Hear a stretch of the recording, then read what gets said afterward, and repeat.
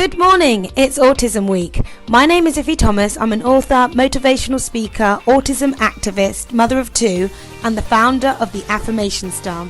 The Affirmation Star is an innovative, fast, effective way to build confidence and empower children and adults to believe in themselves.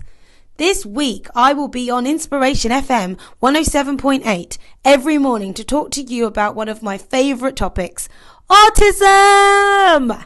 A is for amazing. U is for understanding. T is for together. I is for inspired. S is for smile. M is for mind. When my son was diagnosed with autism, I was searching for answers. I came across a book called The Thinking Mum's Revolution, Autism Beyond the Spectrum. I read the foreword, written by a full-time paediatrician, a doctor, who recognised the rate of autism was rising. He was seeing more and more healthy infants develop autism signs during the second year of life.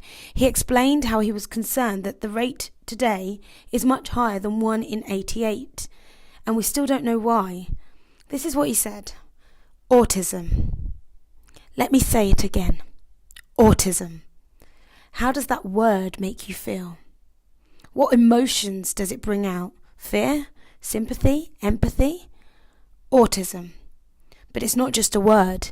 If only it could simply be a word in a medical dictionary that describes a neurodevelopment disorder that affects 1 in 10,000 children.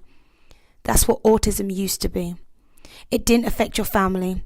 It didn't affect your neighbour's child. Autism wasn't on your street, and it probably wasn't even in your postcode. Autism was in a movie, Rain Man. And that was about it. So what the freaking hell happened? Autism is now in your family. It's on your estate. It's a child in every preschool class. There are entire classrooms devoted to autism. Autism is in every public school.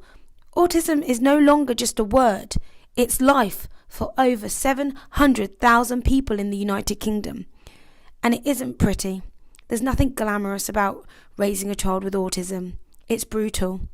It tears families apart and imposes an additional financial burden for some families. It causes bankruptcy. Autism. 1% of children have it. 2% of boys have it. Autism can no longer be ignored. Who would ignore such a problem? The medical community. That's who. When autism exploded in the 90s, parents cried out for help. These children needed treatment, interventions and support. These parents wanted answers, and doctors said, answers? Answers to what? There's no rise in autism. There's nothing we can really do for it anyway. What do you want us to do about it?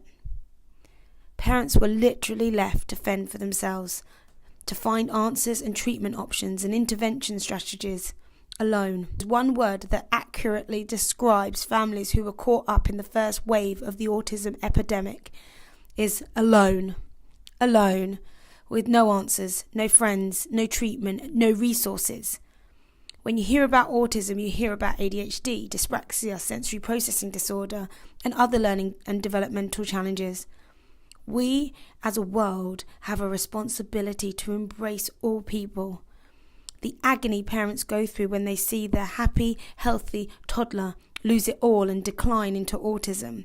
The denial, anger, and guilt. Why should you care?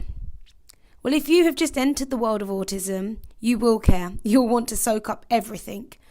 If you don't live with autism, then learning about it will make you a better person.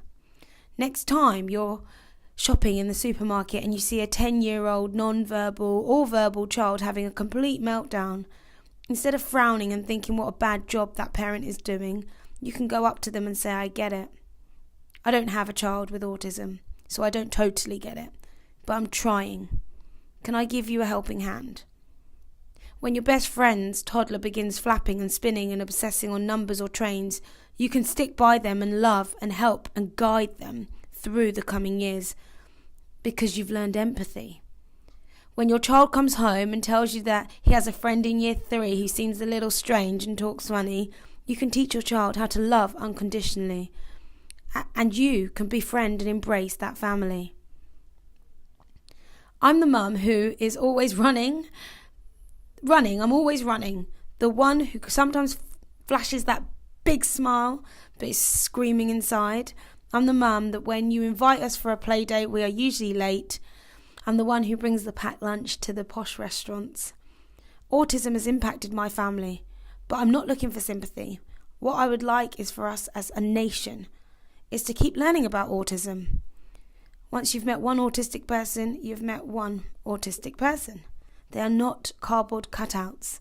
Everyone is different with their own quirks, uniqueness and individuality. When you step up and engage with them, you learn to love them and you get to see the beauty in them. The latest numbers are 1 in 88, and they're not actually the latest numbers. This statistic is 19 years old. It refers to children who were born in the year 2000. Back in the 80s, it was 1 in 10,000.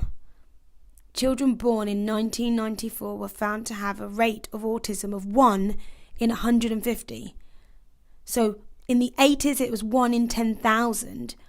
In 1994, it was 1 in 150. Nobody panicked, except about 1 in 150 of us. Children born in 1998 were found to have a rate of 1 in 110. You do the maths. What do you think the rate is for children born in 2004 or 2008 or now 2019? More and more children with autism, and nobody knows what caused it. And right now, I don't really care what caused it, because that's in the past. Let's look at the present and the future. I care about how do we push the human race forward. Well, it's by supporting, embracing, and above all, it's about loving these amazing people. A from the word autism to me stands for amazing. When you meet them where they are, they will amaze you. I'll check back with you tomorrow where I'll talk about the word you in autism, understanding. Have a great day. Kisses and love from me to you. I'm A.U.T.I.S M, and spread the word that this week is Autism Awareness Week.